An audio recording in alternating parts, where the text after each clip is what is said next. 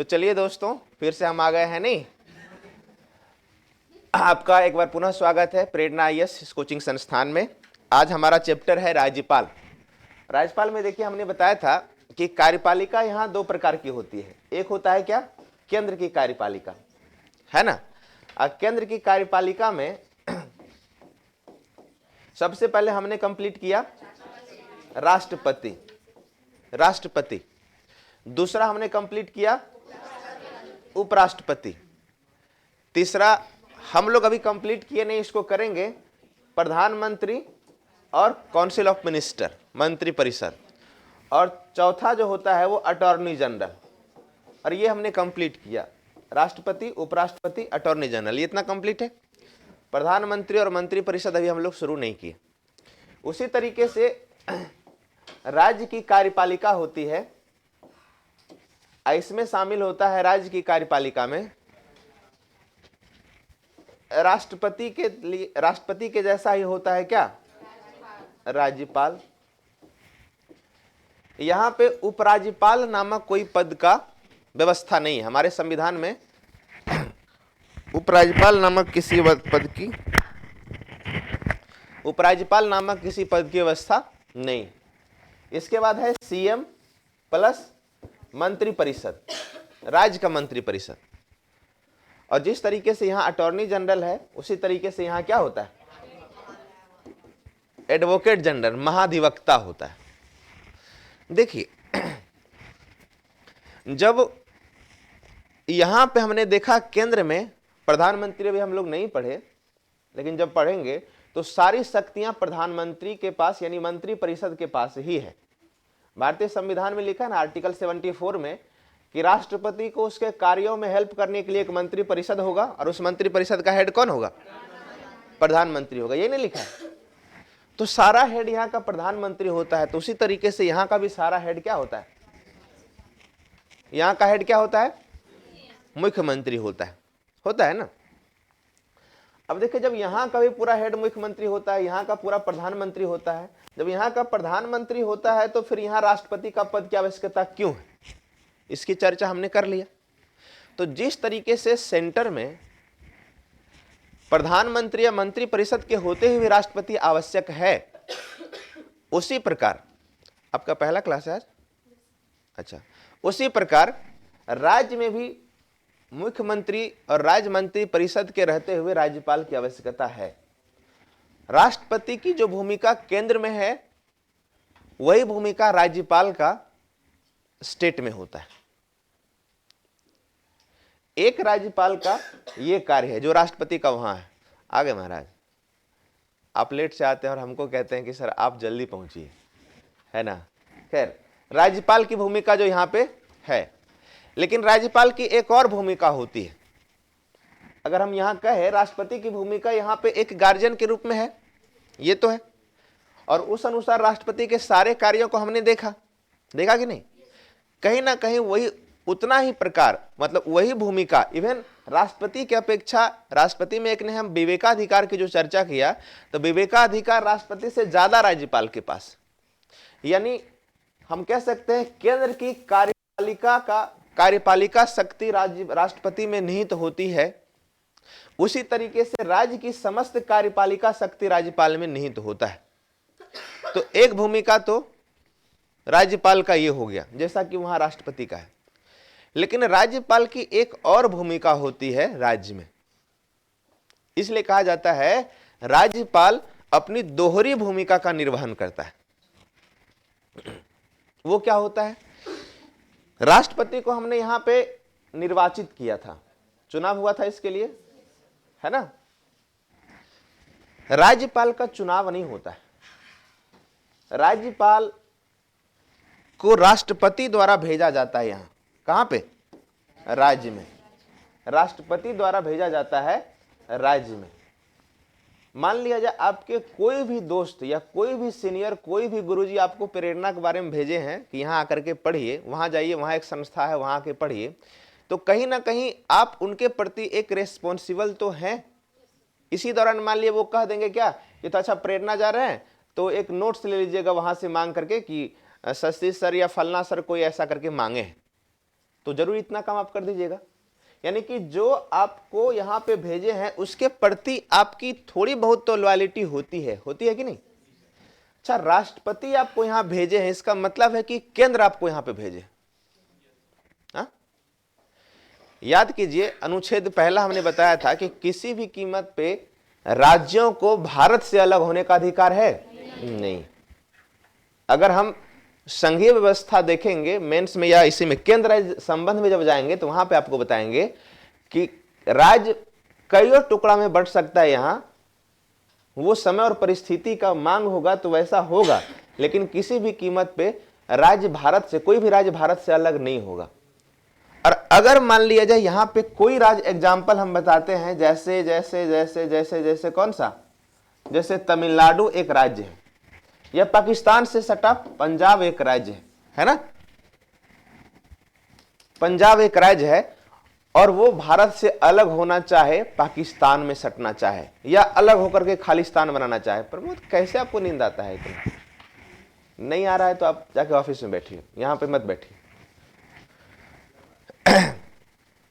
अलग होना चाहे तो इस पे सेंटर कैसे काम करेगा कि वो अलग ना हो? क्या वो डायरेक्ट वहां से मुख्यमंत्री को हटा देगा या डायरेक्ट वहां फोर्स भेज देगा? जानकारी चाहिए तब ना।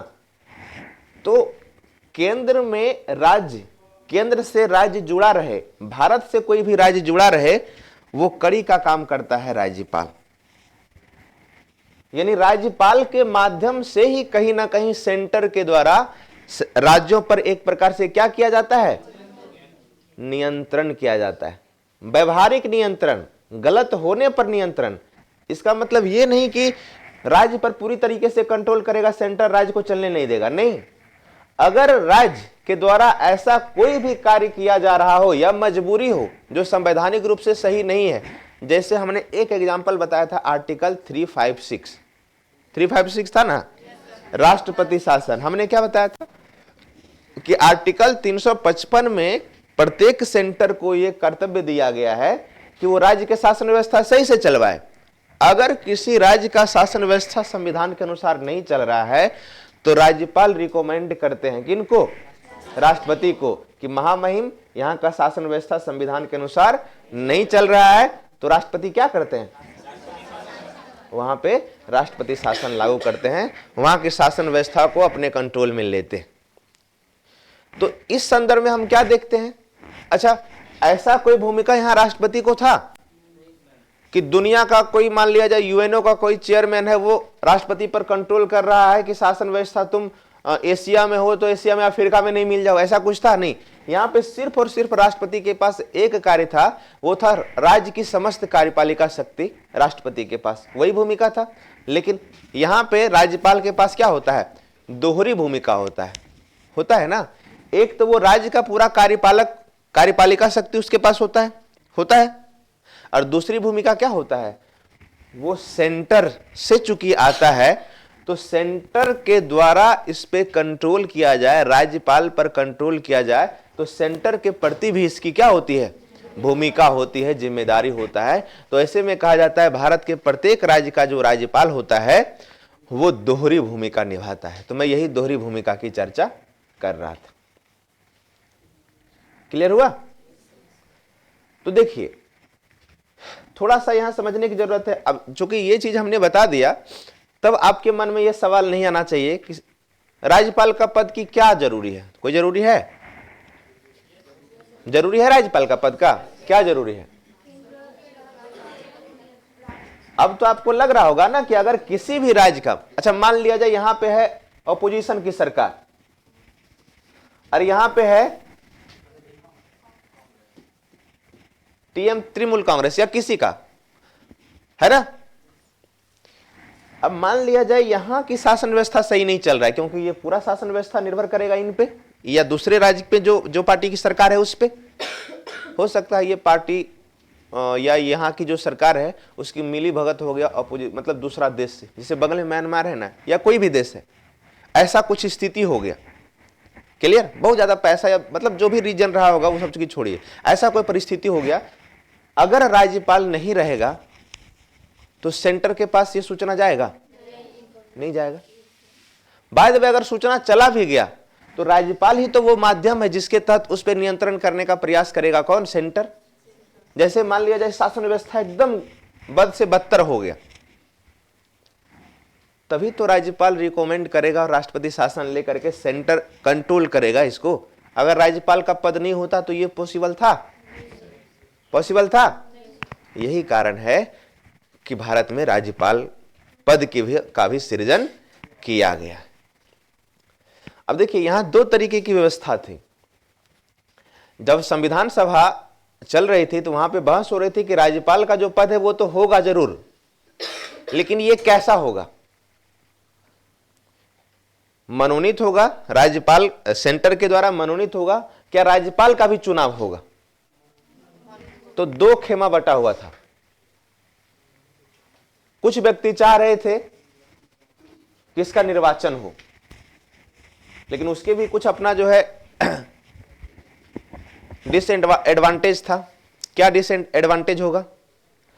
ऑलरेडी मुख्यमंत्री या मंत्री परिषद निर्वाचित ही है ना, और अगर राज्यपाल भी निर्वाचित होगा तो यहां पे दोनों के बीच बहुत ज्यादा कॉन्फ्लिक्ट पैदा हो सकता है, और कहीं ना कहीं जो जनता है वो भी अपना इन दोनों में से किनको बेहतर चुने, क्योंकि ये दोनों निर्वाचित है और लोकतंत्र में अल्टीमेटली शक्ति का जो केंद्र बिंदु होता है वो जनता ही होता है। तो ऐसे में राज्यपाल का पद को निर्वाचित ना बना करके कनाडा के आधार पर इसे मनोनीत करने का प्रयास किया गया और उसी को भारत में अपनाया गया। और मनोनयन के पक्ष में थे श्री दो व्यक्ति, एक जवाहरलाल नेहरू और एक बी.आर. अम्बेडकर साहब। तो इसी संदर्भ में आज हम लोग राज्यपाल के बारे में चर्चा करेंगे पूरा। चूंकि ये प्रीलिम्स की क्लास है तो हम यहाँ पे फैक्ट पे ज़्यादा फोकस करते हैं और हम चाहते हैं कि फैक्ट आप लोग याद भी रखें, लेकिन मेंस में भी यहाँ पे खूब क्वेश्चन होता है। अच्छा, मेंस के जो सर पढ़ा रहे हैं, अच्छा हम क्लास के बाद बात करते हैं इस मैटर पे। हम भी कुछ वीडियोज वगैरह देख रहे हैं, उससे संबंधित कुछ बातें आप लोग के पास करेंगे। खैर पहले यहाँ देख लेते राज्यपाल। तो राज्यपाल में दो इसलिए ज्यादा क्वेश्चन पूछा जाता है। अब देखिए होता क्या है, चीजों को थोड़ा समझिए। यहां पे अगर कुछ गड़बड़ होगा तो उसको कंट्रोल करने के लिए राज्यपाल एक माध्यम है।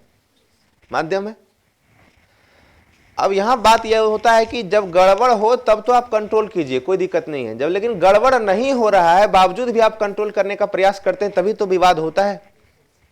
राज्यपाल में एक शक्ति हम देखेंगे, विवेकाधिकार की शक्ति, जो राष्ट्रपति के मामले में कई गुना ज्यादा बेहतर है, कई गुना ज्यादा इसके पास है। वही विवेकाधिकार का प्रयोग जब ये स्वयं नहीं करता है और सेंटर के आवेश में सेंटर के कहने पे करता है तो विवाद पैदा होता है। वो लास्ट में हम लोग देखेंगे। अभी हम लोग शुरुआत करते हैं। इसमें क्या क्या पढ़ेंगे राज्यपाल में?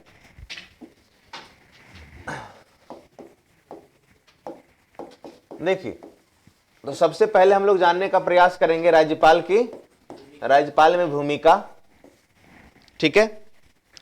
दूसरा इसमें देखेंगे हम लोग नियुक्ति में ही आएगा योग्यता, इसी में योग्यता, कार्यकाल, ये सब सारा चीज आएगा।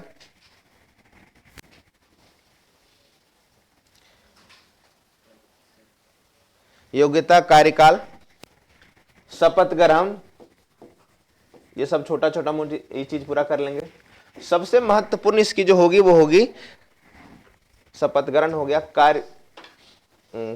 कार्यकाल भी यहीं पे हो जाएगा। ये सब छोटी छोटी। सबसे महत्वपूर्ण जो होगा वो होगा इसका क्या? कार्य शक्ति एवं अधिकार। कार्य शक्ति एवं अधिकार मेनली रूप से हम लोग इसको देखने का प्रयास करेंगे, कार्य शक्ति एवं अधिकार। लेकिन थोड़ी बहुत जानकारी तो होनी चाहिए। जैसे हमने अभी इंट्रो दिया कि राज्यपाल, तो राज्यपाल का पद क्यों आवश्यक है, ये भाई कई बार पूछा जाता है। तो राज्यपाल का पद इसलिए आवश्यक है क्योंकि भारत विनाशी राज्यों का अविनाशी संघ है ना। भारत फेडरल नहीं है, भारत यूनियन है। अर्थात यहां पे कोई भी राज्य चाह करके भी भारत से अलग नहीं हो सकता है। तो ऐसे में एक तो कार्यपालिका शक्ति का प्रधान राज्यपाल होते ही हैं, दूसरा सेंटर के द्वारा राज्यों पर नियंत्रण करने का माध्यम भी होता है। तो इस दोहरी भूमिका के लिए राज्यपाल का पद अति आवश्यक जान पड़ता है। यहां पे हम लोग पढ़ते हैं अनुच्छेद, एक आएगा अनुच्छेद 153 और एक आएगा 154, है ना। तो 53 और 54 याद रखना है। 153 वहां था 52, राष्ट्रपति में क्या था 52 और 53, ठीक है। यहां पे है आर्टिकल 153 और आर्टिकल 154। 153 क्या कहता है? 153 कहता है कि प्रत्येक राज्य का क्या होगा, एक राज्यपाल होगा। प्रत्येक राज्य का क्या होगा, भारत के प्रत्येक राज्य का एक राज्यपाल होगा, है ना। और 54 कहता है कि इस प्रत्येक राज्य की कार्यपालिका शक्ति, राज्य की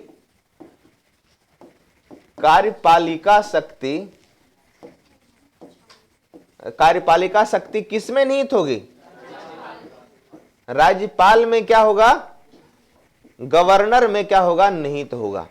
तो ये दोनों अनुच्छेद आपको याद रखना पड़ेगा। आप लोग लिखते हैं, मतलब ये इसका शॉर्ट लिखते चलते हैं ताकि याद हो जाए, इसलिए नहीं, कोई इसमें डरने वाली क्या बात है। बताइए सर कि शॉर्ट इसलिए लिखते हैं कि चीजें थोड़ी सी याद हो जाए। वैसे एक चीज ये भी जरूरी है कि याद करने के लिए लिखना बहुत जरूरी है ना। जैसे आपको आर्टिकल याद करने का सबसे एकदम आसान तरीका बताते हैं।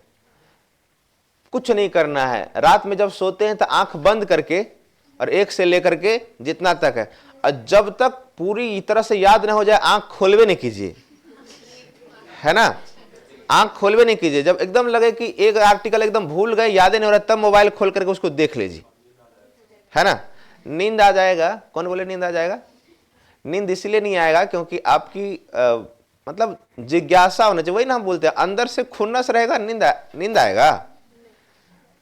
ये कमीशन है बाबू, यहाँ पे लड़ाई अपने आप से होती है ना। ये छोटी मोटी कोई नहीं है कि कोई हमको गाली दे दिया तो उसको हम बीपीएससी कंप्लीट करके दिखा देंगे, ऐसा नहीं होता है। अक्सर यहाँ पे जितने लोग भी कंप्लीट करते हैं उसके पीछे एक बहुत बड़ी और लंबी कहानी होती है, जिसका किसी का बहुत खतरनाक, किसी का थोड़ा कम, 20-30% का बहुत ज़्यादा नहीं होता है, लेकिन अक्सर लोगों की कहानी होती है। और वो सब जब आपके साथ बीतता है ना, तो ये जागना, पढ़ना, लिखना, ये सब बहुत छोटी चीज़ें नजर आती है। तो वो एक तरीका है।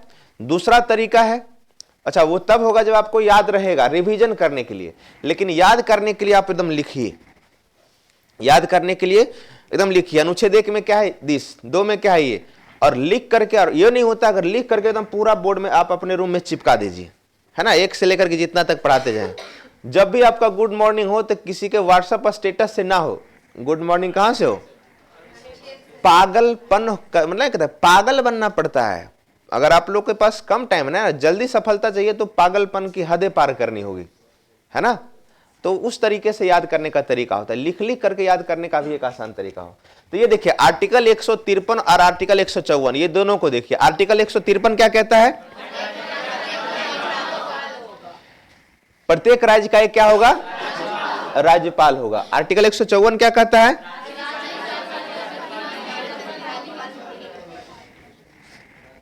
राज्य की कार्यपालिका शक्ति राज्यपाल में निहित होगी। अब देखिए यहां पे हमने देखा कि जो राज्यपाल होता है तो इसके राज्यपाल कार्यपालिका शक्ति इसमें निहित होती है। तो राज्यपाल के पास 2 प्रकार की शक्तियां होती है। एक राज्य का कार्यपालिका शक्ति, जो हम लोग देखेंगे, पूरा का पूरा शक्ति इसके पास है, जो आर्टिकल 154 के। दूसरा एक और इसकी भूमिका होता है कि प्रत्येक, जैसे हमने क्या कहा, केंद्र भेजता है इसको कहां, राज्य में, केंद्र भेजता है इसको कहां, तो हम कह सकते हैं कि ये राज्यों में केंद्र का क्या होता है, केंद्र की प्रतिनिधि होते हैं, केंद्र की प्रतिनिधि होते हैं। तो राज्यपाल की अगर हम यहां पे चर्चा करें, जो हमने कई बार बताया कि राज्यपाल की दो भूमिका हो जाती है, इसलिए हम इसको कह सकते हैं किसी भी राज्य का जो राज्यपाल होता है उसकी भूमिका क्या होती है? दोहरी भूमिका होती है। एक, राज्य की समस्त कार्यपालिका शक्ति उसमें निहित होगी, और दूसरा वो राज्य में केंद्र का क्या होता है? प्रतिनिधि होता है। और राज्यपाल के माध्यम से ही सेंटर के द्वारा राज्यों पर नियंत्रण बना के रखा जाता है, पॉजिटिव वे में, है ना, रखा जाता है। देखिए, सामान्यतः हम लोग देखते हैं स्टार्टिंग में क्या था, सामान्यतः प्रत्येक राज्य का एक राज्यपाल होगा, प्रत्येक राज्य का एक राज्यपाल होगा। लेकिन 7वां संविधान संशोधन कब हुआ था? 7वां संविधान संशोधन 1956 में इस बात की व्यवस्था किया गया, इस बात की चर्चा किया गया, इस बात का प्रावधान किया गया कि एक राज्यपाल को जरूरत पड़ने पर, एक राज्यपाल को जरूरत पड़ने पर एक या एक से अधिक, यानी एक तो रहेगा ही, एक से अधिक राज्यों का राज्यपाल भी बनाया जा सकता है। कितवां संविधान संशोधन में? 7वां संविधान संशोधन में यह प्रावधान किया गया कि एक राज्यपाल को एक या एक से अधिक राज्यों का, अच्छा इसका कोई लिमिटेशन नहीं है कि एक से अधिक कितना, 2, 3, 4, अमूमन 2 बनाया जाता है। एक या एक से अधिक राज्यों का राज्यपाल, 2 या 2 से अधिक, या एक से अधिक राज्यों का राज्यपाल बनाया जा सकता है। कल यहाँ एक लड़की थी ना जो बोली कि लिखते हैं तो याद नहीं होता है, आज नहीं आई है, अब फिर पूछेंगे तो फिर यही होगा नौटंकी। ऐसे लोग को आना ही नहीं चाहिए क्लास, है ना, जो छुट्टी मारे। तो राज्यपाल में भूमिका में हम ये सारी चीजें देख सकते हैं। पहला, आर्टिकल 153, प्रत्येक राज्य का एक राज्यपाल होगा। दूसरा, राज्य की समस्त कार्यपालिका शक्ति किसमें निहित होगी? राज्यपाल, राज्य की समस्त कार्यपालिका शक्ति राज्यपाल में निहित होगी। तीसरा, अच्छा, राज्यपाल की जो भूमिका होता है वो दोहरी होता है। क्यों होता है दोहरी?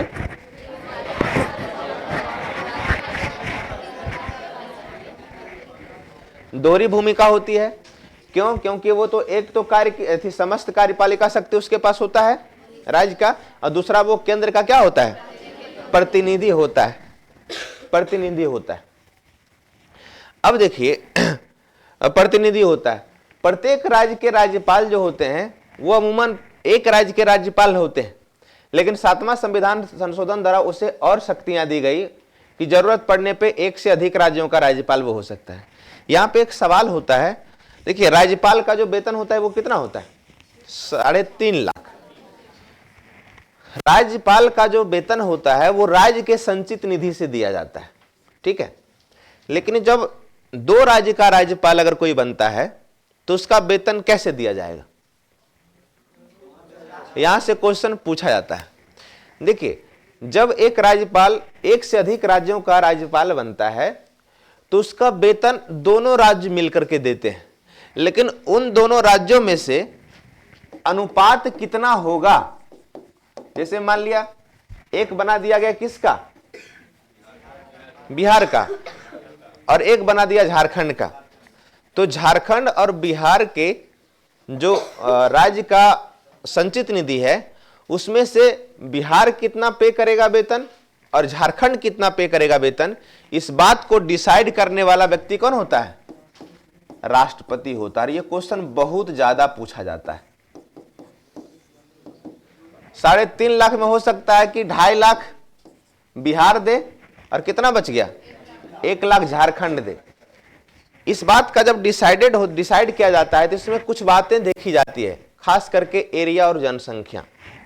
जैसे अमूमन देखने का प्रयास करते हैं कि कभी कभी जैसे पांडिचेरी है ना, छोटा सा यूनियन टेरिटरी है, या कोई छोटा सा राज्य देख लीजिए, जैसे बिहार से सटा हुआ यूपी बड़ा है, यूपी से सटा हुआ उत्तराखंड। तो मान लिया यूपी और उत्तराखंड के बीच एक राज्यपाल है, तो राज्यपाल दोनों कितना कितना पैसा देगा ये निर्भर करेगा। स्वाभाविक है वहां पे ज्यादा पैसा जो दिया जाएगा वो यूपी के द्वारा दिया जाएगा, क्योंकि इसके पास जनसंख्या ज्यादा है, प्रशासनिक पावर ज्यादा है। मतलब पावर अपने अपने अकॉर्डिंग सही है दोनों का, लेकिन कहीं ना कहीं यहाँ एरिया ज्यादा है। तो इन सब चीजों को देखा जाता है। ये डिसाइड कौन करता है? ये राष्ट्रपति के द्वारा डिसाइड किया जाता है। क्लियर? नहीं समझ में आया? जब एक राज्यपाल दो राज्यों का राज्यपाल के रूप में नियुक्त होते हैं तो कौन सा राज्य, दोनों राज्यों के द्वारा कितना कितना वेतन दिया जाएगा? टोटल वेतन वही 3.5 लाख मिलेगा, लेकिन दोनों में से कौन कितना देगा इस बात को कौन डिसाइड करता है? राष्ट्रपति करता है। बोलिए। वो डिसाइड करता है राष्ट्रपति, इसी यही तो बोल रहे हैं। अमूमन देखा जाता है जनसंख्या, एरिया, ठीक है, आपका सशक्तिकरण, वो सब भी देखा जाता है, लेकिन ज्यादातर मैटर करता है बड़ा राज्य छोटा राज्य, क्योंकि प्रशासनिक जो ढांचा होता है वहां ज्यादा होता है। लेकिन ये सब हम और आप डिसाइड नहीं करते। ये कौन डिसाइड करता है? राष्ट्रपति डिसाइड करता है। वही तो बता रहे हैं, अभी नहीं बताया है। एरिया होता है, पॉपुलेशन होता है, ये सब हो सकता है, इसका कोई एग्जैक्ट ये नहीं होता है। ठीक है, तो यही होता है राज्यपाल की भूमिका में। कुछ चीजें आपको याद रखनी पड़ेगी। पहला, आर्टिकल 153 क्या कहता है? प्रत्येक राज्य का एक राज्यपाल होगा। 154, राज्य की समस्त कार्यपालिका शक्ति,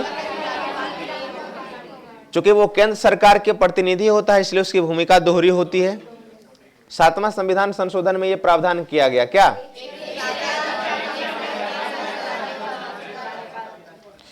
चलिए, तो राज्यपाल की भूमिका की चर्चा हम लोग कर लिए। भूमिका के बाद आते हैं राज्यपाल का नियुक्ति। तो इसकी चर्चा हमने पहले ही कर रखा है। राज्यपाल का नियुक्ति कौन करता है? तो स्वाभाविक है राष्ट्रपति के द्वारा किया जाता है। राज्यपाल की नियुक्ति किसके द्वारा किया जाता है? अब देखिए, राष्ट्रपति के द्वारा जब किया जाता है तो हमने पहले चर्चा किया, बताया भी कि राज्यपाल को लेकर के संविधान सभा में दो खेमा था कि इसकी नियुक्ति मनोनयन होगा या इसको निर्वाचित किया जाएगा। तो फाइनली जो है ये निर्णय आया। व्यक्ति का नाम है, यहाँ पे देखिए, कृष्णमाचारी, जीवी पंत आदि ये चुनाव के पक्ष में थे, जबकि BR अम्बेडकर साहब और नेहरू साहब ये सब मनोनयन के पक्ष में थे। मनोनयन के पक्ष में थे। और फाइनल निर्णय जो दिया गया था वो मनोनयन के संदर्भ में था कि भारत में राज्यपाल की जो नियुक्ति होगी वो मनोनयन के माध्यम से होगा। अब देखिए, यहाँ पे एक सवाल पैदा होता है। स्टार्टिंग में तो ठीक है कि किन व्यक्तियों को राज्यपाल, चूंकि जिस तरीके से देश का सर्वोच्च व्यक्ति या सर्वोच्च पद या पहला व्यक्ति होता है कौन? राष्ट्रपति, उसी तरीके से किसी राज्य का प्रथम व्यक्ति होता है राज्यपाल। तो राज्यपाल चूंकि इतना प्रतिष्ठित पद है तो किन व्यक्तियों को नियुक्त किया जाना चाहिए? क्या इसका कोई पैरामीटर होता है?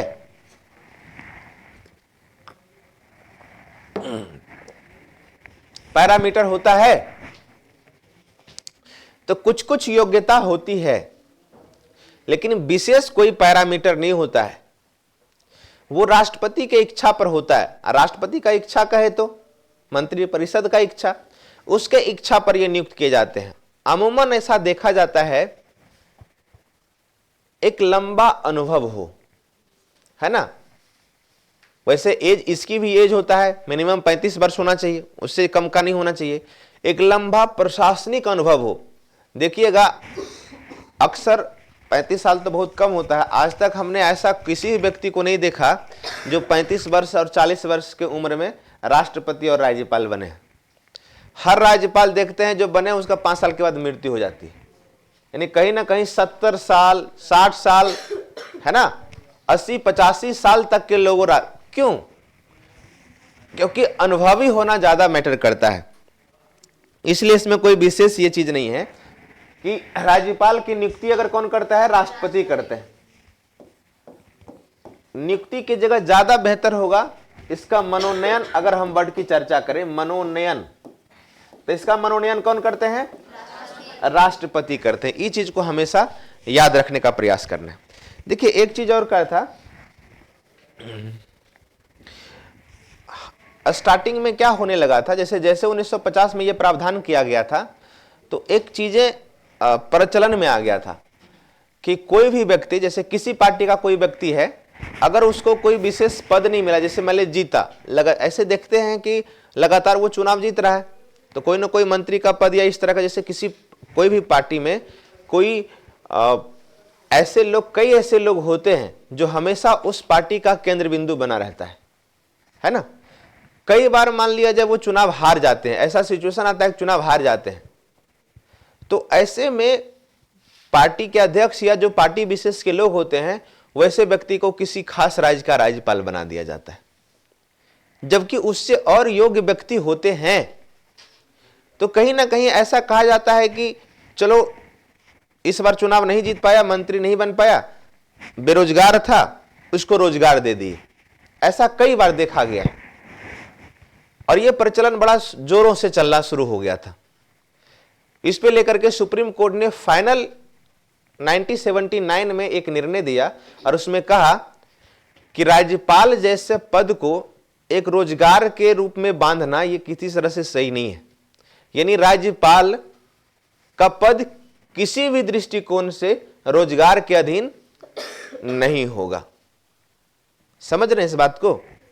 होता क्या था कि मान लिया जैसे हम चर्चा कर रहे हैं कोई भी पार्टी, जैसे मान लिया बीजेपी ही पार्टी है, तो सेंटर में हो सकता है जैसे इस बार का चुनाव है, चुनाव जीत जाए, लेकिन पार्टी का कोई विशेष व्यक्ति, जैसे मान लिया अमित शाह ही हो गए या फिर राजनाथ सिंह ही हो गए, वो चुनाव हार गए, है ना। और सिचुएशन ऐसा आया कि वो राज्यसभा से भी नहीं आ पाए, तो अमित शाह मतलब बीजेपी का केंद्र बिंदु मोटा मोटी मान सकते हैं ना।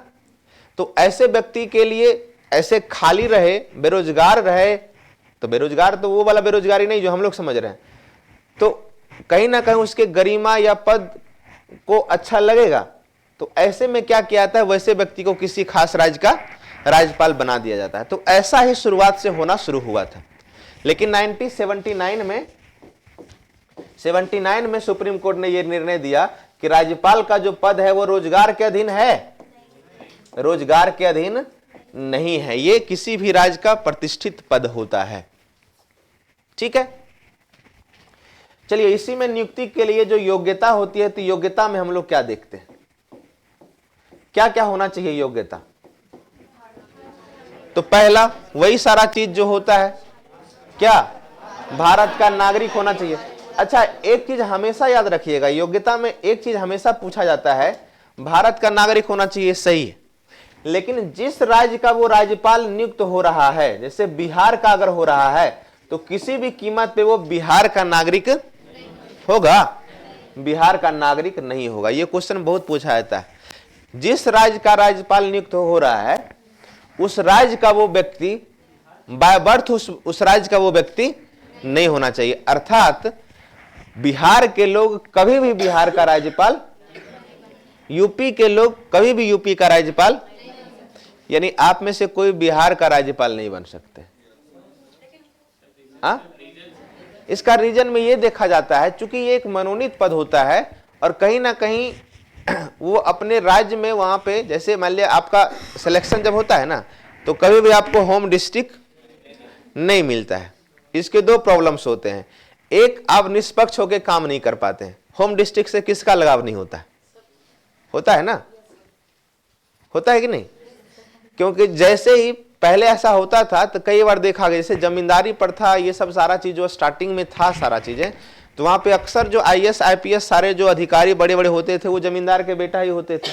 और अपना होम डिस्ट्रिक्ट जा करके पता चला कि अपने बाबूजी के खिलाफ ही वो निर्णय नहीं ले पा रहे, है ना। मतलब आपका पोस्टिंग हो गया किसी आपके अपने डिस्ट्रिक्ट में, है ना, और आपके डिस्ट्रिक्ट के विधायक मान लिया पता चला कि आपके रिलेटिव हैं, रिलेटिव या आपके ही कोई हैं, सगे संबंधी है ना, और उनके द्वारा कोई विशेष ऐसा कोई काम किया गया जो जघन्य अपराध की श्रेणी में आता है और आपको अरेस्ट करने की बात कही गई है, तो यार पद प्रतिष्ठा अपने जगह है, बाबूजी को ऐसा करेंगे? नहीं कीजिएगा, कर लेंगे।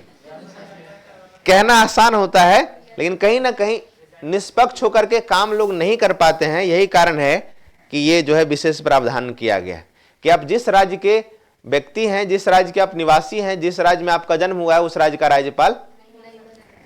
उम्र कितना होता है? मिनिमम कितना वर्ष? 35 वर्ष होना चाहिए, 35 वर्ष से कम नहीं होना चाहिए। तो यही कुछ इसकी योग्यता होती है। दूसरा चीज, लाभ के पद पर नहीं होना चाहिए, राज्य विधानमंडल का सदस्य नहीं होना चाहिए। अगर ऐसा होते हैं, देखिए प्रमोद कहते कि हम सोते नहीं है सर, नहीं सो रहे हैं। आप बिल्कुल रोहित शर्मा जैसे हैं, कहीं पे भी नींद ले लेते हैं। खैर, तो ये इनकी योग्यता होती है। विधानसभा विधानमंडल का अगर सदस्य कोई होते हैं, वो प्रमोद को जो है ना बड़ा सोते हैं, डिस्टर्ब होता है, उनको वहां ले जाए। हाँ यहाँ बैठाइए, हाँ क्योंकि मेरा ध्यान चला जाता है वहां पे।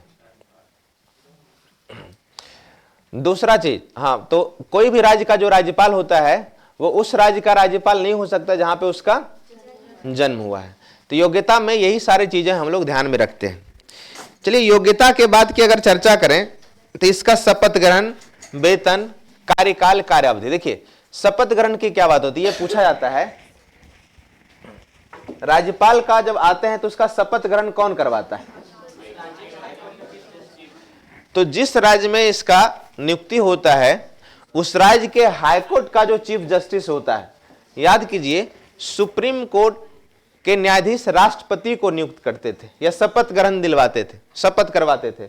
उसी तरीके से हाई कोर्ट के जो चीफ जस्टिस होते हैं, मुख्य न्यायाधीश,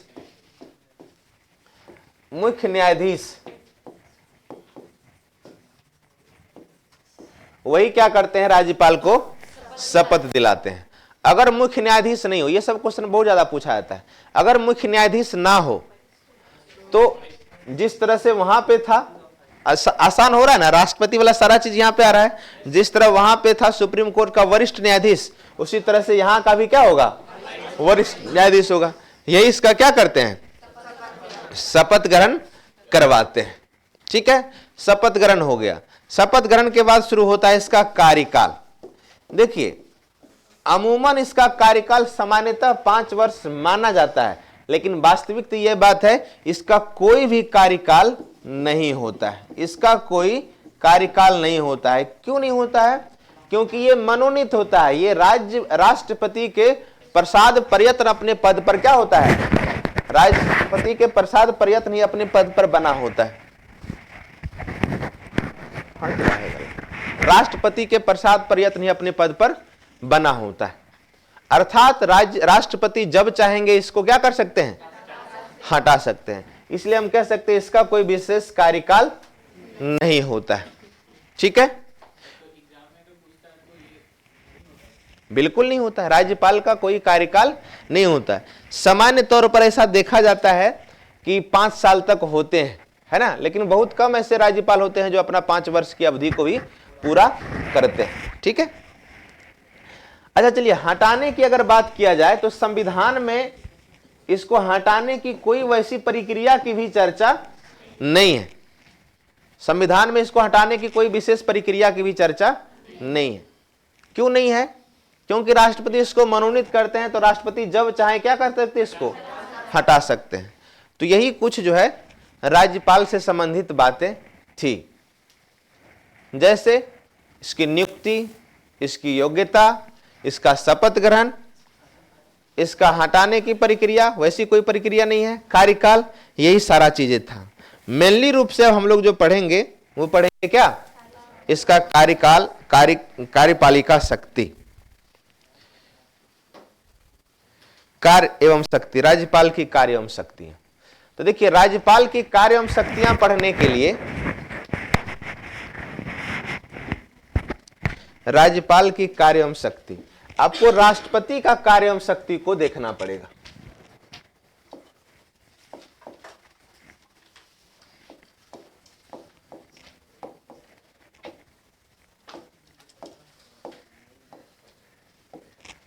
चलिए, राष्ट्रपति का कार्य एवं शक्ति बताइए क्या क्या था। सबसे पहला शक्ति था कार्यकारी शक्ति।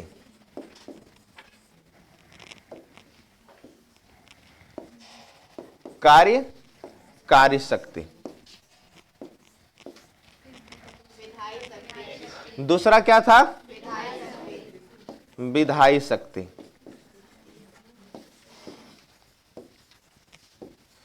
तीसरा क्या था?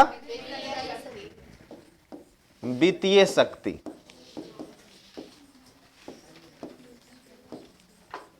चौथा क्या था? न्यायिक शक्ति, जुडिशियल पावर।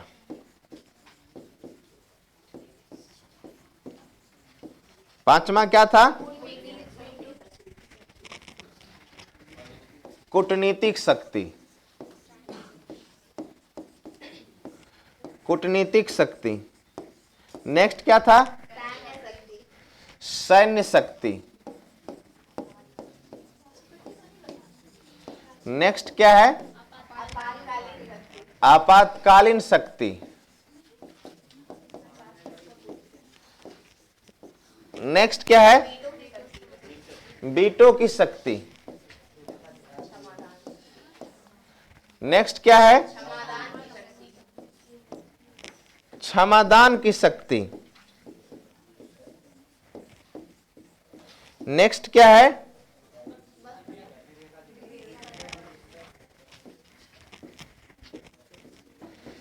विवेकाधिकार।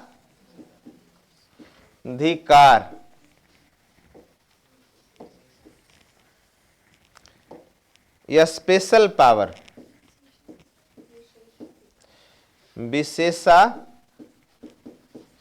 विवेकाधिकार या विशेषाधिकार। देखिए ये तमाम जो शक्ति था वो किसका था? राष्ट्रपति का शक्ति था, है ना? राष्ट्रपति का शक्ति था। गर्म पानी लाइए ना थोड़ा।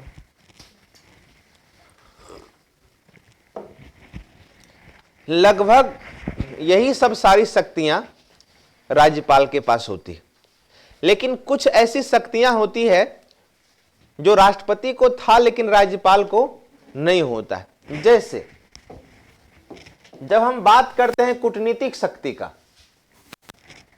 अब कूटनीतिक शक्ति में क्या था? इंटरनेशनल रिलेशनशिप को हम मेंटेन करते थे, देखते थे ना। तो एक राज्य इंटरनेशनल रिलेशनशिप जो होता है वो राज्य के सब्जेक्ट में, उसमें डाल दीजिए, उसको हटा दीजिए, राज्य के सब्जेक्ट में नहीं आता है। विदेशों से कैसा संबंध स्थापित होगा या नहीं होगा, ये शक्ति सेंटर के सब्जेक्ट में आता है। तो ऐसे मामले में कूटनीतिक शक्ति का होना राज्य में संभव नहीं है। अर्थात कूटनीतिक शक्ति राज्यपाल के पास नहीं होता है। सैन्य शक्ति की जब बात करते हैं तो सैन्य शक्ति भी सेंटर रक्षा की बात आती है। सैन्य शक्ति में हम लोग देखे थे कि तीनों सेनाओं का अध्यक्ष होता है कौन? राष्ट्रपति। तो सैन्य शक्ति किसके पास नहीं होता है? यह भी राज्यपाल के पास। आपात शक्ति में 3 प्रकार की शक्तियां होती है। किसके पास? राष्ट्रपति के पास। राज्यपाल के पास वैसा कोई शक्ति नहीं होता है, तो आपात की भी शक्ति नहीं होती है।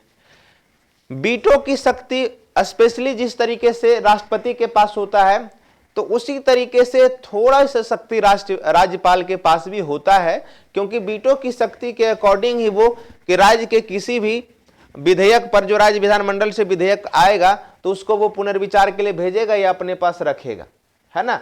या मतलब कुछ नहीं करेगा, तो थोड़ी सी होती है। क्षमादान की शक्ति की जब बात करते हैं तो वो पूरी तरीके से भारत इसके पास नहीं होता है। सारा क्षमादान की शक्ति राज्यपाल के पास होता है, जो राष्ट्रपति के पास ऑलरेडी होता है। लेकिन उसमें 2 ऐसी शक्तियां हैं। एक होता है क्षमादान में मृत्यु दंड जो होता था, डेथ, मृत्यु दंड, और दूसरा होता है क्या? Martial, court martial. नाम सुने हैं कोर्ट मार्शल? तो ये दोनों शक्ति को क्षमा करता था कौन? राष्ट्रपति महोदय क्षमा करता था। इसको क्षमा करने की शक्ति किसके पास नहीं है? राज्यपाल के पास नहीं है। लेकिन इसके अलावा क्षमादान की शक्ति इसके पास होता है। कुल मिला के ये तीनों शक्ति राज्यपाल के पास नहीं होता है। और क्षमादान में मृत्यु दंड और कोर्ट मार्शल, इन दोनों को छोड़ दिया जाए तो क्षमादान में थोड़ी सी कमी की गई है, लेकिन क्षमादान की शक्ति भी राज्यपाल के पास होता है। क्षमादान की शक्ति भी राज्यपाल के पास होता है। मेनली रूप से ये तीनों शक्ति राज्यपाल के पास नहीं होता है। इसके अलावे चाहे कार्यकारी शक्ति एग्जीक्यूटिव पावर, विधायी शक्ति लेजिस्लेटिव पावर, वित्तीय शक्ति फाइनेंस पावर, न्यायिक शक्ति जुडिशियल पावर, वीटो शक्ति, क्षमादान शक्ति, विशेषाधिकार, ये तमाम शक्ति जो है राज्यपाल के पास होते हैं। ये तमाम शक्ति राज्यपाल के पास होते हैं। दूसरा चीज हम वहां पे देखे थे राष्ट्रपति के शक्ति में कि राष्ट्रपति की तमाम शक्ति में एक विशेषाधिकार जो था वो बहुत कम था। जैसे कि विशेष बहुमत, किसी को भी बहुमत नहीं आया, स्पष्ट बहुमत नहीं आया तो प्रधानमंत्री की नियुक्ति करना, प्रधानमंत्री का डेथ हो गया तो उसके जगह पे अन्य मंत्री, अन्य में से किसी को प्रधानमंत्री बना रहे थे। ये थोड़ी बहुत पावर इसके पास विशेषाधिकार था। किसके पास? राष्ट्रपति के पास। लेकिन जब यहां पर हम आएंगे, राज्यपाल के पास आएंगे, तो राज्यपाल के पास कई एक ऐसे विशेषाधिकार हैं, कई एक ऐसा विशेषाधिकार है। और इसलिए इस विशेषाधिकार या विवेकाधिकार के में जब देखा जाता है तो इस मामले में वो राष्ट्रपति से आगे है, राष्ट्रपति से कई ज्यादा जो है गुना इसको पावर दिया गया है। किस मामले में? विशेषाधिकार के मामले में। क्लियर? अच्छा, हम बार बार कहते हैं विशेषाधिकार, तो उसका मतलब क्या होता है? विशेषाधिकार या विवेकाधिकार, हम क्या बोलते हैं? जितनी भी शक्तियां हैं, ये सारे शक्तियां राष्ट्रपति जब यूज करते थे तो वो मंत्री परिषद के सलाह पर करते थे। मतलब सारी शक्तियां,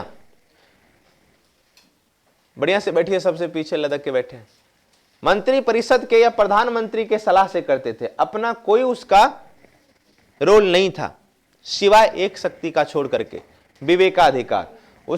उसी प्रकार यहां जितनी भी शक्तियां हैं वो सारी शक्ति का प्रयोग जो वो करते हैं वो मंत्री परिषद, राज्य के मंत्री परिषद या मुख्यमंत्री के सलाह पे करते हैं। लेकिन ये जो विवेकाधिकार है, इस विवेकाधिकार का प्रयोग वो स्वयं करते हैं। उसमें मुख्यमंत्री या राज्य के मंत्री परिषद का कोई रोल नहीं होता है।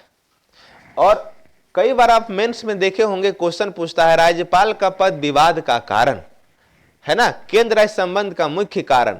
तो उसमें से यही शक्तियां उभर करके सामने आती है, क्योंकि इन शक्ति में राज्यपाल के विवेक पे छोड़ा गया कि आप अपने विवेक का यूज करते हैं। और उसमें से क्या क्या होगा वो हम लोग आगे चल के देखेंगे।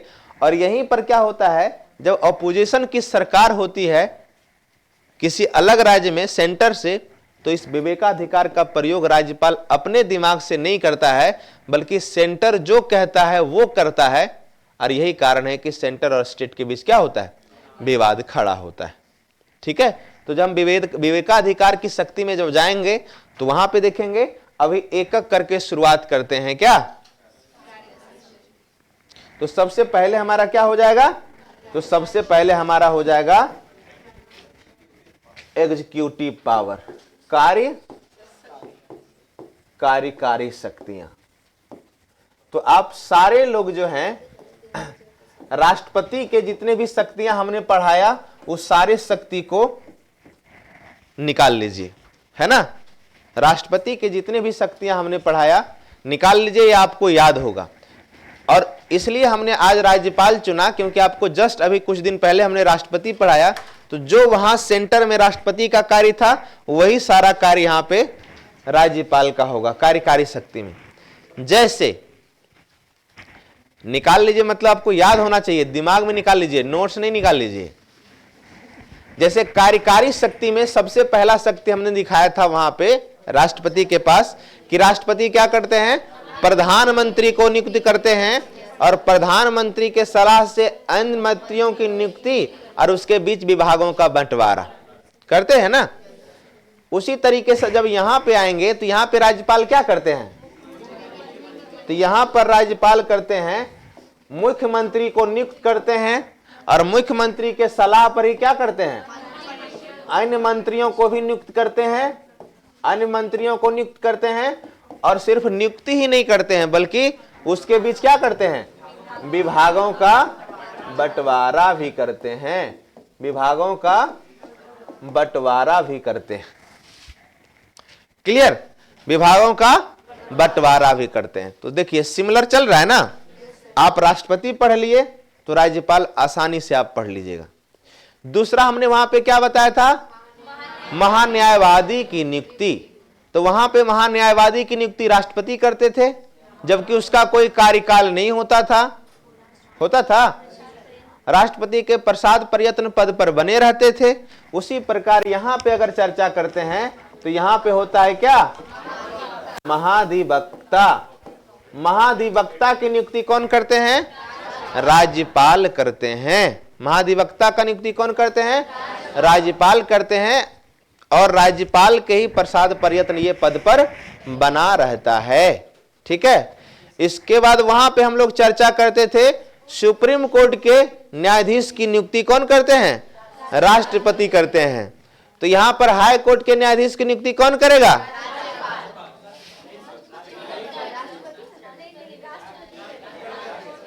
फंस गए ना? फंसा लिए। और यही क्वेश्चन डाल के फंसाएगा। हमने राष्ट्रपति में वहां पे पढ़ा कि सुप्रीम कोर्ट और हाई कोर्ट दोनों के न्यायाधीशों की नियुक्ति राष्ट्रपति के द्वारा किया जाता है। ऐसा नहीं कि हाई कोर्ट के न्यायाधीश की नियुक्ति राज्यपाल करेगा। और आप सब लोग हाँ सर बोल दिए ना। ईमानदारी से बोलिए, कौन नहीं बोले? सब बोले, सबके मुंह से निकला, झूठ नहीं बोलिए। नहीं बोले तो आपको पता नहीं होगा इसलिए नहीं बोले। है ना? तो न्यायाधीश की जब बात आती है तो न्यायाधीश में सुप्रीम कोर्ट और हाई कोर्ट दोनों के, चाहे मुख्य न्यायाधीश हो चाहे अन्य न्यायाधीश हो, इन सारे की नियुक्ति राष्ट्रपति करते हैं। ठीक है। लेकिन जब डिस्ट्रिक्ट न्यायालय की बात, जैसे न्यायिक शक्ति यहां पे हम देखें ना, राष्ट्रपति में, राज्यपाल में न्यायिक शक्ति देखेंगे तो वहां पे वो अपने हाई कोर्ट के न्यायाधीश के सिफारिश से, सलाह से ही वो डिस्ट्रिक्ट कोर्ट में जो डिस्ट्रिक्ट जज होते हैं उसकी नियुक्ति या उसका स्थानांतरण आदि कार्य करते हैं। तो न्यायिक शक्ति में देखें। इसमें हमने देखा था चुनाव आयोग, राज्य चुनाव मुख्य चुनाव आयुक्त की नियुक्ति और अन्य चुनाव आयुक्त की नियुक्ति कौन करते हैं? राष्ट्रपति करते हैं। उसी प्रकार यहां पे राज्य चुनाव होता है। जैसे जब आप पंचायती राज पढ़ेंगे ना तो पंचायती राज में देखिएगा, जैसे चुनाव दो प्रकार का, भारत में चुनाव करवाने के लिए दो संस्था काम करती है। एक सेंटर लेवल पे इलेक्शन कमीशन और एक स्टेट लेवल पे। तो स्टेट लेवल के जो भी इलेक्शन कमीशन है उसका काम सिर्फ और सिर्फ लोकल बॉडी का चुनाव करवाना है। और लोकल बॉडी में आएगा पंचायती राज और नगर पालिका। जब भी पंचायती राज और नगर पालिका का चुनाव होता है तो राज्य चुनाव आयोग काम करता है ना।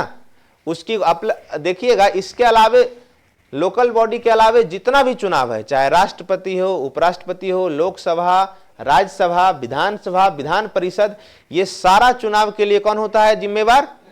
इलेक्शन कमीशन होता है। ठीक है।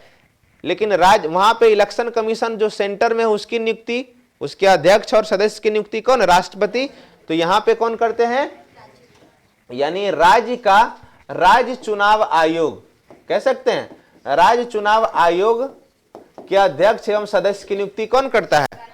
राज्यपाल करता है। राज्यपाल करता है। वहां पे हम लोग देखे थे। अच्छा, एक चीज और है, जो जैसे यहां जो पढ़ाते हैं तो इसका पीडीएफ सेंड हो सकता है? नहीं होगा, हम ग्रुप में सेंड करवा देंगे ताकि शॉर्ट भी इस तरह की चीजें यही अथी हो जाए, याद रहे। ठीक है। मम्मी नहीं करवाएंगे। इसका हो सकता है? बड़ा स्मार्ट लग रहे हैं आज। कोई खास वजह है? मिल क्या रहे हैं क्या कहीं से? देखिए, राज्य चुनाव आयोग के अध्यक्ष एवं सदस्य की नियुक्ति कौन करते हैं? राज्यपाल करते हैं। इसी तरीके से हमने बताया था कि संघ लोक सेवा आयोग, UPSC, union public service commission के अध्यक्ष एवं सदस्य की नियुक्ति कौन करते थे? राष्ट्रपति करते थे। उसी प्रकार से यहाँ पे जो होता है स्टेट पीसीएस, स्टेट पीसीएस मतलब समझते हैं? बिहार का तो बीपीएससी, यूपी का तो यूपीएससी, यूपीपीएससी, झारखंड का जेपीएससी, तो जितने भी स्टेट पीसीएस होते हैं उसके अध्यक्ष और जितने भी सदस्य होते हैं इनकी नियुक्ति कौन करते हैं? राज्यपाल करते हैं। लेकिन एक चीज हमेशा ध्यान रखिएगा, ये क्वेश्चन पूछता है कि राज्य के जो स्टेट पीसीएस होते हैं, राज्य लोक सेवा आयोग, उसके अध्यक्ष एवं सदस्य की नियुक्ति कौन करते हैं? राज्यपाल। लेकिन इसको हटाने की शक्ति राज्यपाल के पास नहीं होता है। इसको हटाने की शक्ति किसके पास होता है? राष्ट्रपति के पास। इसलिए अतुल प्रसाद रोज ऐसा निर्णय ले रहे हैं और उसने बीपीएससी को एकदम सुधारने बल्कि क्रांतिकारी परिवर्तन लाया है ना। एक थे शिशिर सर थे पहले, 60वीं बार 60वीं में जब हम लोग तैयारी शुरू किए थे तो शिशिर कुमार सिन्हा नाम थे, आईपीएस थे वो। उसने बीपीएससी को काफी हद तक सुधारा। लेकिन अतुल प्रसाद सर ने तो बीपीएससी को ऐसा सुधारा कि अगर इनके जाने के बाद थोड़ा बहुत गड़बड़ भी होगा तो बहुत, अभी पूरे भारत में कोई भी ऐसा पब्लिक सर्विस कमीशन नहीं है कि महज इतना कम समय में इतनी बड़ी संख्या में वैकेंसी को फाइनल टच दिया हो। इसका रिकॉर्ड बीपीएससी ने बनाया है। ये बहुत बड़ी बात होती है, ठीक है। क्यों? क्योंकि जब एक बार आप नियुक्त हो जाते हैं तो इसको हटाने की शक्ति किसके पास होता है? राष्ट्रपति के पास होता है। तो इन तमाम चीजों की हमने चर्चा किया। लेकिन राज्यपाल के पास कुछ और एक ऐसी शक्तियां होती है जो थोड़ा, जैसे देखिए कई बार देखेंगे कि मंत्री में कुछ खास मंत्री होते हैं जो किसी खास राज्य के लिए बनाए जाते हैं। जैसे एक होता है अनुसूचित जनजाति मंत्री, मतलब जिस राज्य की संख्या में शेड्यूल ट्राइब की संख्या ज्यादा होती है, जैसे चाहे वो छत्तीसगढ़ हो, चाहे वो उड़ीसा हो, चाहे वो झारखंड हो, चाहे वो तीन ही है मध्य प्रदेश हो, ये 4 ऐसे स्पेशल राज्य हैं जहां पे शेड्यूल ट्राइब की संख्या ज्यादा है। तो शेड्यूल ट्राइब की जब संख्या ज्यादा है तो इसके लिए वहां अलग से विभाग बना है, ठीक है, और अलग से वो मंत्री भी नियुक्त होते हैं। तो 4 कौन कौन सा राज्य हो गया जी? एमपी हो गया, CHH छत्तीसगढ़ हो गया, JH झारखंड हो गया और ओडिशा। ये 4 मध्य प्रदेश, छत्तीसगढ़, झारखंड और उड़ीसा, यहां पे अलग से जनजातीय मंत्री की नियुक्ति करते हैं, है ना। जनजाति मंत्री की नियुक्ति किया जाता है किनके द्वारा? राज्यपाल के द्वारा, ठीक है। और यही सब हो गया। अच्छा, दूसरा चीज हमेशा ध्यान रखते हैं, हाई कोर्ट के जो अन्य न्यायाधीश होते हैं या न्यायाधीश होते हैं, इनकी नियुक्ति तो राष्ट्रपति करते हैं लेकिन सलाह राज्यपाल से जरूर लिया जाता है, ठीक है। सलाह राज्यपाल से जरूर लिया जाता है। तो कार्यकारी शक्ति में मोटा मोटी इतना ही है, जबकि राष्ट्रपति के कार्यकारी शक्ति में और ज्यादा था। जैसे राज्य महिला आयोग या इस तरह के और राज्य स्तर पे जितने भी संस्था है उसको नियुक्त करने का अधिकार किसके पास होता है? राज्यपाल के पास होता है, कार्यकारी शक्ति के अकॉर्डिंग, ठीक है। क्लियर? चलिए, इसके बाद हम लोग आते हैं कार्यकारी शक्ति के बाद लेजिस्लेटिव पावर, विधायी शक्ति। चलिए, अब आप लोग बताइए कार्यकारी शक्ति में क्या क्या पढ़े, बताइए। पहला, दूसरा, तीसरा, चौथा। अच्छा, एक और चीज वहां पे ऐड कर सकते हैं, लेकिन वो हम पढ़ाते हैं इसमें विवेकाधिकार में। राज्यपाल जो होता है, राज्य के प्रत्येक जो विश्वविद्यालय है, यूनिवर्सिटी है, उसका चांसलर होता है, कुलाधिपति होता है, ठीक है, कुलाधिपति, चांसलर। इस नाते प्रत्येक यूनिवर्सिटी के वाइस चांसलर की नियुक्ति का अधिकार उसके पास होता है। तो वाइस चांसलर की नियुक्ति कुलपति की नियुक्ति राज्यपाल करते हैं, लेकिन वो शक्ति नियुक्ति तो वही करते हैं, लेकिन वो उसके विवेकाधिकार में आता है, तो वहां पे भी हम उसकी चर्चा कर सकते हैं। चलिए, विधायी शक्ति अब राष्ट्रपति का याद कीजिए, क्या क्या था राष्ट्रपति की विधायी शक्ति में?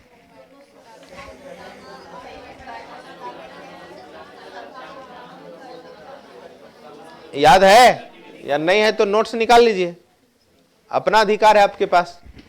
देखिए, सबसे पहला हम राष्ट्रपति में पढ़े थे विधायी शक्ति में कि वो क्या करता है, संसद के सेशन को बुलाता है, सत्र बुलाना, सत्रावसान करवाना और जरूरत पड़ने पे उसे भंग करवाना। तो बुलाने को एक नाम दिया जाता है आहूत करना। तो यहां पे भी राज्यपाल क्या करते हैं, राज्य विधानमंडल को आहूत करते हैं, सत्रावसान करते हैं और जरूरत पड़ने पे, यानी राज्य विधानमंडल को वो क्या करते हैं, राज्य विधानमंडल को क्या करते हैं, आहूत मतलब बुलाना, और जो सेशन चलता है उसको क्या कहा जाता है, सत्रावसान, और जरूरत पड़ने पे भंग, विधानसभा को भंग। जैसे वहां पे लोकसभा को भंग करते थे, तो यहां विधानसभा को भंग, लेकिन किसके कहने पर,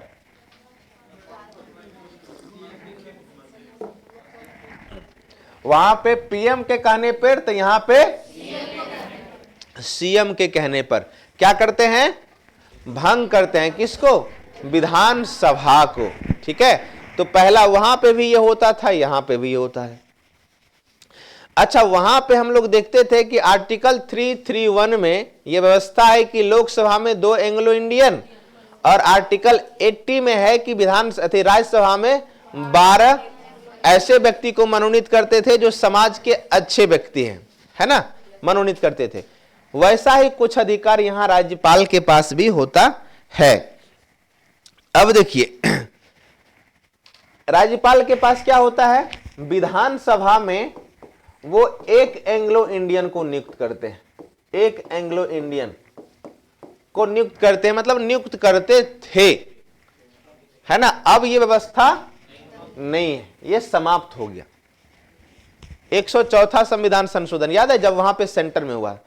दूसरा यहां पे है, ये हमेशा याद रखिएगा, विधान परिषद में 1/6 सदस्य को नियुक्त करते हैं। विधानसभा में वहां जैसे वहां होता था लोकसभा में 2, तो यहां किया जाता था 1। क्लियर। लेकिन अब ये चीजें क्या हो गया, वहां पे राज्यसभा में होता है कितना नियुक्त होते थे, 12, और यहां पे प्रत्येक विधानसभा का कितना, जैसे अगर हम विधान परिषद की बात करें, बिहार में विधानसभा की सीटों की संख्या 243, और विधान परिषद 75 या 76, 75, तो उसका 1/6 निकालिए, लगभग उतना होता है। ठीक है, लगभग उतना होता है। जैसे मान लिया जाए यूपी की बात करें, वहां टोटल का 12 इसलिए किया जाता है, तो वहां एक परसेंटेज निर्धारित होता है, तो मोटा मोटी ये ध्यान में रखा था। अच्छा, ये भी जो 1/6 व्यक्ति होंगे वो कौन व्यक्ति होगा, कला, संस्कृति, खेल, सोशल, इस सब में क्या हो, बेहतर कार्य कर चुका हो, मतलब बेहतर चरित्र वाला हो, बेहतर काम करने वाला व्यक्ति हो। बढ़िया से बैठिए, ठीक है, ताकि उसका भी क्या हो, पॉलिसी मेकिंग में उसका कोई विशेष रोल हो। तो ये हो गया क्या, हाँ, अपना ही स्टेट का होगा। जो विधान परिषद सदस्य बनने की जो योग्यता रखता है वो फुलफिल होना चाहिए। ठीक है, चलिए इसके अलावा चर्चा किया जाए। अब यहां पे देखिए, एक बात हमेशा ध्यान में रखिएगा, कभी कभी आपसे पूछ दिया जाता है, राज्यपाल को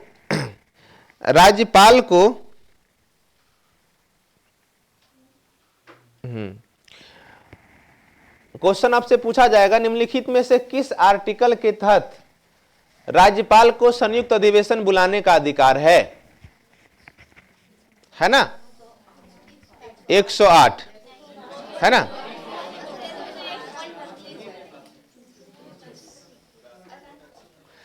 कैसे फंसते हैं आप लोग और हम कैसे फंसाते हैं, नहीं फंसते हैं। देखिए इस चीज को थोड़ा सा समझिए। संयुक्त अधिवेशन मतलब क्या?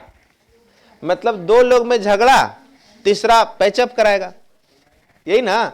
जैसे लोकसभा राज्यसभा में झगड़ा होता था तो राष्ट्रपति दोनों को बुलाता था और वहां पे झगड़ा का निपटारा करता था। यहां पे प्रत्येक जितना भी हमारे यहाँ स्टेट है उसमें से कुछ को छोड़ दिया जाए, 6 को छोड़ दिया जाएगा, वहां पे विधान परिषद है ही नहीं। अब जो बंदा या बंदी सिंगल है वो कभी किसी से झगड़ा करेगा? किससे करेगा? किसी से नहीं। झगड़ा कौन करता है? जो डबल है। तीसरे की जरूरत किसको पड़ता है? तो स्टेट में जब विधान परिषद है ही नहीं तो झगड़ा होगा। अर्थात स्टेट में राज्य के राज्यपाल को संयुक्त अधिवेशन बुलाने का अधिकार नहीं है। वही ना हम फंसा रहे थे अभी। कौन सा अनुच्छेद? पहला ऑप्शन देंगे 108, है ना।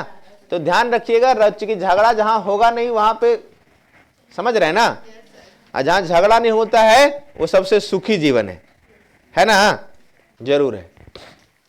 खैर ये बताना चाह रहा था कि राज्य में संयुक्त अधिवेशन का अधिकार राज्यपाल को नहीं होता है।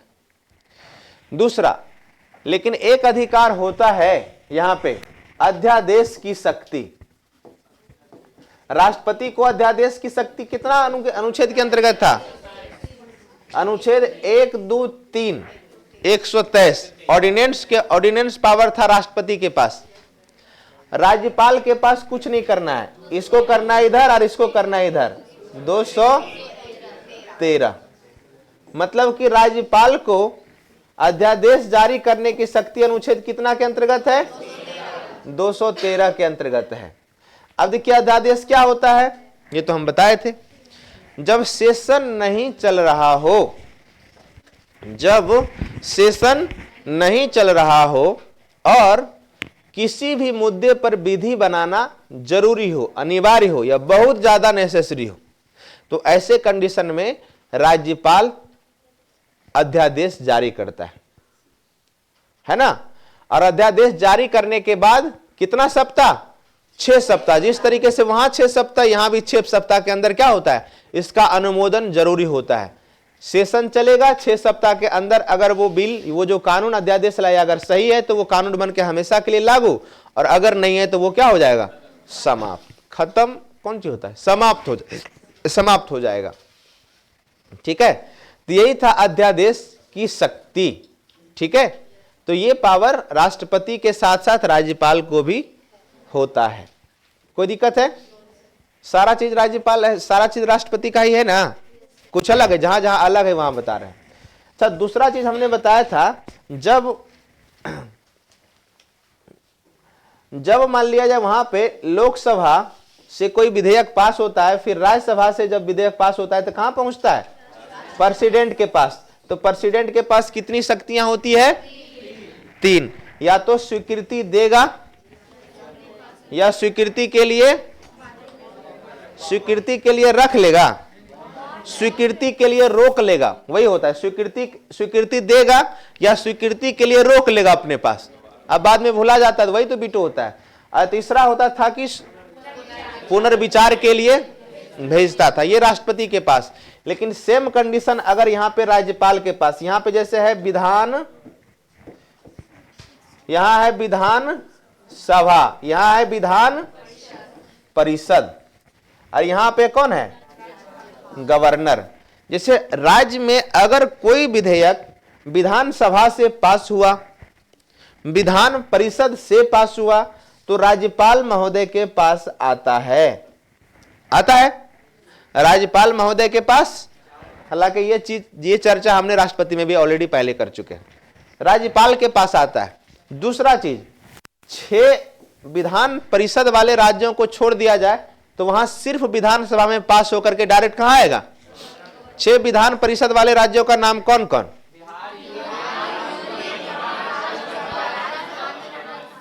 बिहार, यूपी,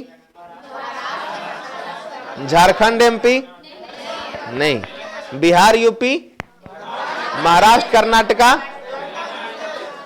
तेलंगाना और केरल। तेलंगाना और आंध्र प्रदेश जोड़ा में हम लोग याद किए थे। तो वहां पे विधान परिषद है, बाद बाकी जहां नहीं है तो वहां से डायरेक्ट आएगा। और जब राज्यपाल के पास आता है तो राज्यपाल यहां क्या करता है, पहला वो भी क्या करेगा, स्वीकृति देगा। दूसरा, स्वीकृति के लिए वो क्या करेगा, स्वीकृति के लिए रोक लेगा। तीसरा, पुनर्विचार के लिए भेजेगा। और चौथा एक पावर और रहता है, चौथा एक पावर रहता है, वो आरक्षित रख लेता है। आर्टिकल कितना के तहत आरक्षित रख लेता है, आर्टिकल 200 के तहत।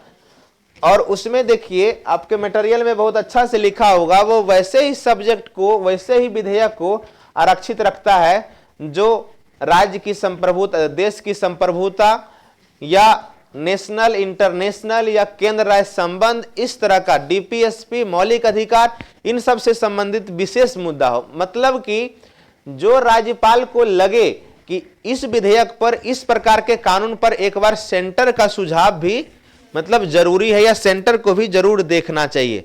जैसे हम ही लोग बहुत सारा निर्णय अपने से लेते हैं ना, लेकिन कुछ निर्णय लेने से पहले आप गार्जियन से पूछते हैं, अपने सीनियर से पूछते हैं। जैसे कौन सा निर्णय, मौन सत्याग्रह,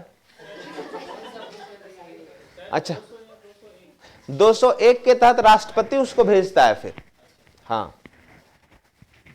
कुछ ऐसे निर्णय कि हम जब भी निर्णय की बात आता है तो आप लोग एक ही निर्णय के बारे में काहे सोचने लगते हैं?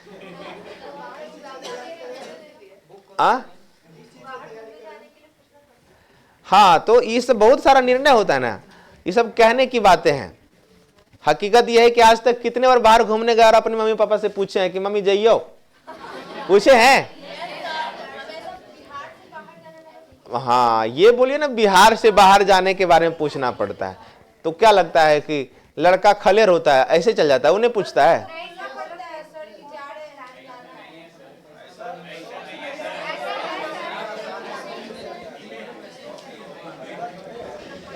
मतलब ऐसा क्यों होता है कि लड़कियां लड़के के तकलीफ को नहीं समझती है?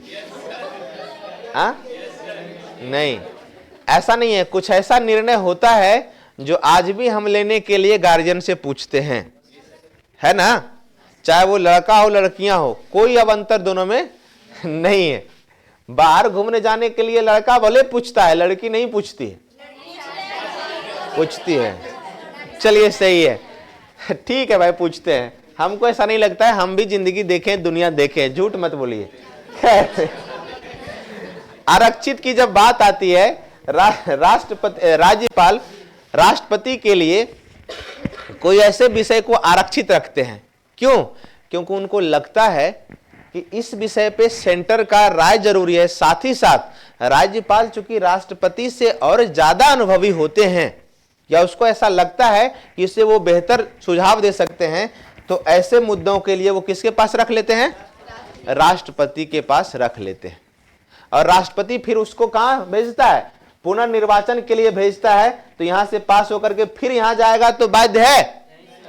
अच्छा, इस मामले में पुनर्निर्वाचन की जब बात आती है कि पुनर्विचार के लिए भेजा जाता है राज्यपाल के द्वारा राज्य विधानमंडल में, और पुनर्विचार के बाद आता है, तो ये लगभग बाध्य होता है।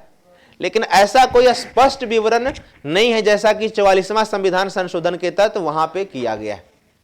ठीक है, लेकिन यहां पे भी होता है, राज्य विधानमंडल में ऐसा कुछ हो तो बाध्य हो जाता है। तो ये जो है इसकी विधायिका शक्ति के अंतर्गत हम लोग देखते हैं। विधायिका शक्ति में देखिए कुछ चीजें और होती है, जैसे अध्यादेश की चर्चा हम लोग कर दिए,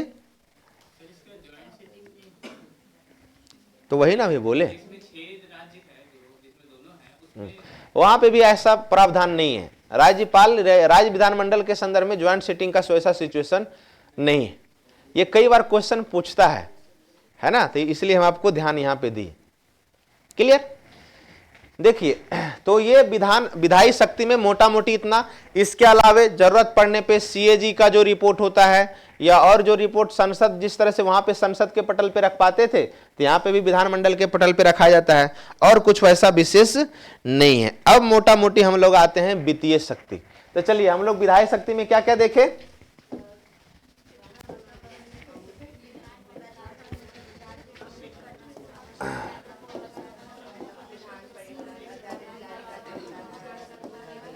टाइम कितना हुआ?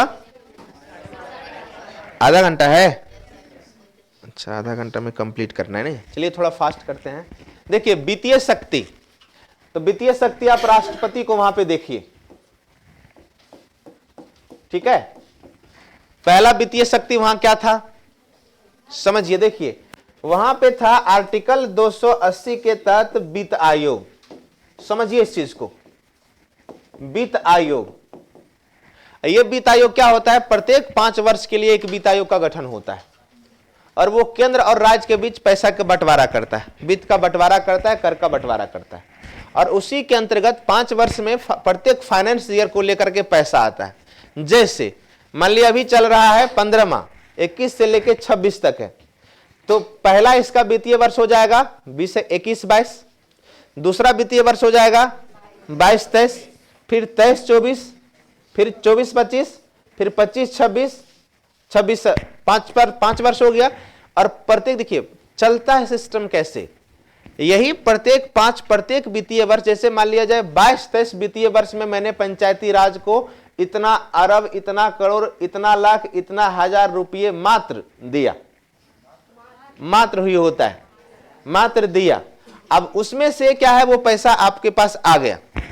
अब वो पैसा को क्या करना है, बाय प्रोसेस आपको उसको निकलवाना है और खर्च करना है। और जो पैसा अगर आप खर्च नहीं कर पाए, फाइनली आपका 31 मार्च तक हमारा वित्तीय वर्ष चलता है, अप्रैल से शुरू होता है, उसके बाद वो पैसा आपको क्या करना पड़ता है, रिटर्न करना होता है। और फिर से अगले वित्तीय वर्ष में, या क्या होता है कभी कभी वो रिटर्न नहीं होता है और वही वित्तीय वर्ष वाला पैसा अगला में ट्रांसफर हो जाता है, उसी का यूज करता है। लेकिन ये सब बाय प्रोसेस। तो ये केंद्र और राज्य के बीच होता है, ठीक है। उसी तरीके से राज्य में भी होता है राज्य वित्त आयोग, राज्य वित्त आयोग, ठीक है। राज्य वित्त आयोग, इसका आर्टिकल होता है, आर्टिकल कितना है, 202 तो बजट है। इसका आर्टिकल पंचायती राज में होगा फिक्स, 243 के किसी में है, DEF ऐसे करके कुछ है, वहां पे चर्चा करेंगे जब जाएंगे तो देखिए ये क्या करता है, ये राज्य वित्त आयोग का गठन कौन करेगा, प्रत्येक 5 वर्ष के लिए राज्यपाल करता है। अब ये राज्य वित्त आयोग क्या करता है, ये जो पैसा होता है वो देता है किसको, पंचायती राज को या म्युनिसिपैलिटीज को। मतलब सेंटर वित्त आयोग, सेंटर पैसा का बंटवारा सेंटर और राज्य के बीच, सेंटर और राज्य के बीच, जबकि राज्य वित्त आयोग राज्य और पंचायती राज के बीच, राज्य और विभाग के बीच करता है, ठीक है। तो मेनली रूप से किसी राज्य में 2 जगह से पैसा आता है, एक सेंटर फाइनेंस कमीशन, यहां पे चल रहा है अभी केम्मा 15वां वित्त आयोग चल रहा है ना। हालांकि 16वां का भी गठन हो गया, अरविंद पनगड़िया साहब उसके बने क्या चेयरपर्सन, और इसका NK सिंह। उसी तरीके से राज्य की अगर बात करें तो 22 में समाप्त हुआ था 5 माह, 23 से शुरू हुआ है, 23, 24, 25, 26, 27 तक। तो ये अभी बिहार राज्य की बात करें तो यहाँ पे चल रहा है केम्मा फाइनेंस कमीशन, 6ठा चल रहा है। तो ये 2 जगह से पैसा आता है। तो ये हो गया वित्त आयोग। उसके बाद आता है बजट। बजट की हमने बात किया था सेंटर में, आर्टिकल कितना 112, लेकिन वहां पे बजट शब्द का प्रयोग नहीं किया था, वहां पे क्या किए थे, वार्षिक वित्तीय विवरण, है ना। उसी तरीके से राज्य में प्रत्येक राज्य में प्रत्येक वर्ष राज्य का राज्यपाल प्रत्येक वर्ष फरवरी के फर्स्ट वीक में क्या करते हैं, आर्टिकल 202 के तहत, यहां 112, यहां 202 के तहत क्या करता है, बजट प्रस्तुत करवाता है, वार्षिक वित्तीय विवरण प्रस्तुत करवाता है, ठीक है। इसके अलावे अगर देखा जाए तो मेनली रूप से यही 2 है। इसके अलावे किसी प्रकार का राज्य से कोई अगर पैसा आवंटन करवाना हो या अनुदान करवाना हो, लेना हो, तो ये सारे जो है किसके स्वीकृति पर, राज्यपाल के स्वीकृति पर ही होता है। आकस्मिक निधि जो राज्य में होता है वहां से भी पैसा इसके स्वीकृति से निकलता है, मतलब वही सारा चीजें है। इसके बाद देखिए न्यायिक शक्ति की बात हम लोग करते हैं, थोड़ा फास्ट बढ़े।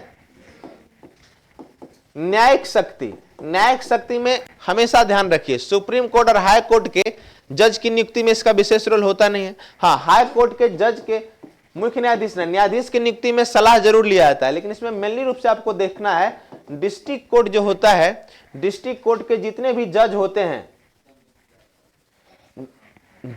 हैं, चाहे उसका नियुक्ति हो या स्थानांतरण हो, ये सारा करता है कौन? राज्यपाल। लेकिन किसके विचार विमर्श से?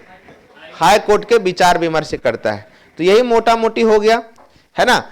न्यायिक शक्ति, इसके क्षमादान की शक्ति। तो क्षमादान की शक्ति में मोटा मोटी आप समझ लीजिए कि राष्ट्रपति का तमाम शक्ति इसके पास होता है सिवाय दो को छोड़ के। और दो को कौन कौन छोड़ के? कोर्ट मार्शल और मृत्युदंड को छोड़ के। वीटो पावर की शक्ति की हमने चर्चा किया ही, वही चीज जो अपने पास रख लेगा, ऐसा कोई प्रावधान होता है? मेनली रूप से देखिए क्या होता है, मेन जो शक्ति की हम चर्चा आपके पास अभी कर रहे हैं वो है विवेकाधिकार की शक्ति। ठीक है, विवेकाधिकार की शक्ति को थोड़ा सा ध्यान से समझिए।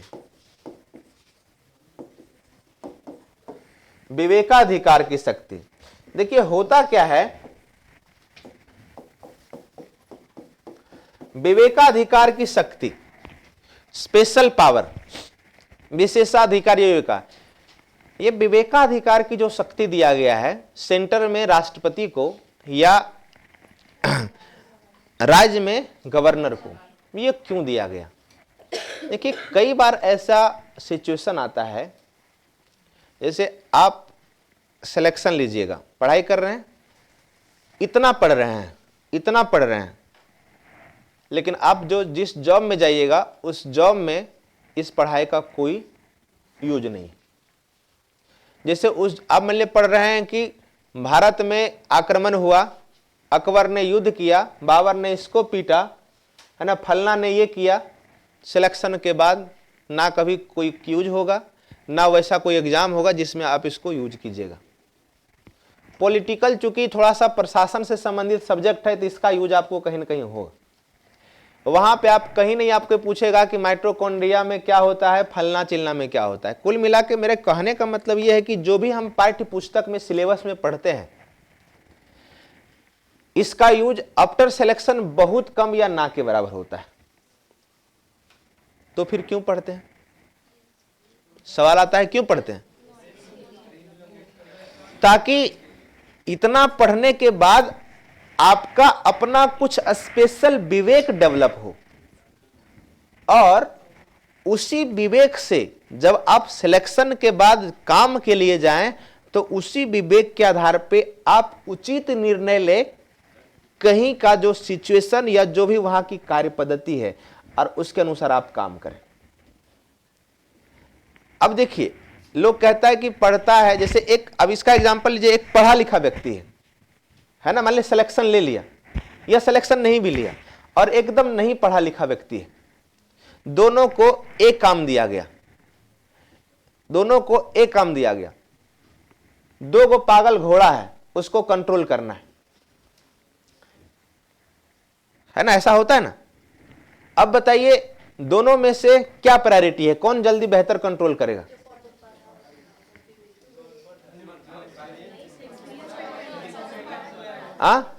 जो पढ़ा लिखा है। अच्छा, बॉडी वॉडी में सब दोनों समान है, उस समय कोई दिक्कत नहीं है कि कोई कमजोर है। ऐसा क्यों आपको लगता है? क्योंकि वो समझने का प्रयास करेगा कि आखिरकार सबसे पहले सवाल कि ये क्यों जो है, ये घोड़ा क्यों अंडर कंट्रोल है, तो उसका रीजन समझने का प्रयास करेगा। तो उसको लेगा, या तो इसको कोई प्रॉब्लम होगा, प्रॉब्लम क्या है, तो हो सकता है इसको भूख लगा हो तो उसको देने का प्रयास करेगा खाना, हो सकता है उसको कहीं पे कोई जख्म हो, उसका इलाज का प्रयास करेगा, या और कोई कारण उसको लगता हो कि किसी से रूठ गया हो तो मिलाने का प्रयास करेगा, है ना। लेकिन जिसके पास जो पढ़ा लिखा नहीं है वो डायरेक्ट क्या करेगा, उसको पकड़ करके, ये हो सकता है ना। यही अंतर है। सिलेक्शन के बाद आप जब जाइएगा, सिलेक्शन के बाद जब वहां जाइएगा तो जो कार्य का चैलेंजिंग होगा, आप उसको कैसे किस तरीके से हैंडल करते हैं, वहां पे आपका विवेक क्या कहता है। जैसे ऐसे भी सिलेक्शन के बाद दो तरह का प्रेशर होता है, एक जो आपके सीनियर है उनका संवैधानिक तरीके से जो कार्य निर्धारित किया गया वो करना है, और दूसरा जो जनप्रतिनिधि होता है उसका अलग प्रेशर, गलत करने के लिए मजबूर किया जाएगा या बहुत सारा चीजें, लेकिन वहां पे आपको क्या करना पड़ेगा। और यही आपका विवेक डेवलप के लिए ही तो इतना पाठ्य पुस्तक या सिलेबस आपने पढ़ा। तो चाहे सेंटर चाहे राज्य की बात किया जाए तो सेंटर में भी सारा अधिकार कार्यपालिका को दे दिया, मंत्री परिषद और प्रधानमंत्री, राज्य में भी मंत्री परिषद और मुख्यमंत्री। लेकिन अगर कुछ ऐसा सिचुएशन हो जो कार्य तो दिया गया, सब कुछ निर्धारित है, लेकिन कभी कभी कोई ऐसा भी घटना या ऐसा भी सिचुएशन होता है जिसका निराकरण का प्रावधान संविधान में नहीं है या कहीं आपको नहीं नजर आएगा, तो वैसे सिचुएशन से निपटने के लिए आपका अपना विवेक जरूरी होता है ना, विवेक जरूरी होता है। अब सामने आ गया बाघ, है ना, या सामने आ गया वो पागल आदमी कोई आपसे लड़ने के लिए, और वहां पे आप गांधीवादी लेक्चर मारिएगा तो आपसे बड़ा बुड़बक कोई नहीं है ना। तो उस सिचुएशन के अनुसार आप क्या निर्णय ले सकते हैं जो बेहतर हो। तो उसी तरीके से क्या होता है सेंटर में भी हमने क्या कहा, वो सिचुएशन क्या, तो सेंटर में 271 सीट चाहिए लोकसभा में कम से कम किसी का सरकार बनने के लिए, 50% +1, किसी का पूर्ण बहुमत नहीं आया। ऐसे स्थिति में किसको प्रधानमंत्री के लिए बुलाया जाए, यह राष्ट्रपति के विवेक पर निर्भर करता है। प्रधानमंत्री का डेथ हो जाए, क्या सब ठीक है, प्रधानमंत्री का डेथ हो जाए तो अगला प्रधानमंत्री तुरंत किसको नियुक्त करना है, तो यह राष्ट्रपति के विवेक पर, अपना विवेक पर निर्भर करता है। इसी तरीके से राज्यपाल के पास भी अपना विशेषाधिकार है, विवेकाधिकार है। क्या क्या सिचुएशन है, तो पहला सिचुएशन है राज्य में जैसे चुनाव हुआ और राज्य में किसी भी पार्टी का स्पष्ट बहुमत नहीं आया है, किसी भी राजनीतिक पार्टी का स्पष्ट बहुमत नहीं आया। जैसे यहां पे 243 है, 243 सीट है ना, तो चुनाव के लिए किसी व्यक्ति को, किसी पार्टी को कितना कम से कम सीट चाहिए, 122, किसी का एक का नहीं है, और कोई गठबंधन करना भी नहीं चाह रहा है। तो ऐसे में सरकार की जब नियुक्ति करने का प्रयास करेंगे तो वहां पे अपना विवेक का यूज होगा, राज्यपाल अपना विवेक का यूज करेगा। दूसरा, मुख्यमंत्री के एकाएक मृत्यु हो जाता है तो वैसे में मुख्यमंत्री की नियुक्ति के संदर्भ में भी वो अपना विवेक का यूज करेगा। तीसरा, 356 का ये सबसे ज्यादा विवाद का कारण ये बनता है, 356 राष्ट्रपति शासन। किसी भी राज्य का शासन व्यवस्था सही से चल रहा है या नहीं चल रहा है, यह डिसाइड करने का अधिकार सिर्फ और सिर्फ राज्यपाल का विवेकाधिकार है। और राज्यपाल जब देख लेता है सिचुएशन कि अंडर कंट्रोल नहीं है तो वो फिर रिकमेंड कर देता है राष्ट्रपति शासन के लिए, किसके पास। अब दिक्कत देखिए क्या होता है, एक एग्जाम्पल बताते हैं। मान लिया जाए सेंटर और ममता बनर्जी मतलब पश्चिम बंगाल, दोनों के बीच झगड़ा चल रहा है किसी भी कीमत पे। अब ऐसे में क्या होगा, दो तरीके के, देखिए यहां पे सेंटर पे बीजेपी है, यूपी में बीजेपी है, अब वेस्ट बंगाल में बीजेपी नहीं। अब देखिए मान लिया यूपी में बहुत बड़ा क्राइम हो गया, कोई भी है ना, बहुत बड़ा क्राइम, जैसे इससे बड़ा क्राइम क्या होगा, न्यूक्लियर शूट कर दिया उसको, है ना, क्या नाम था, क्या, अतीक अहमद, ठीक है, बहुत तरीके का क्राइम किया था उसने, सारा चीज किया। लेकिन हमेशा याद रखिए सब चीज संवैधानिक तरीके से होता है, किसी कोई अधिकार नहीं है। मतलब पुलिस के सामने कोई आकर के उसको शूट कर दिया, प्रश्न चिन्ह तो उठता है ना।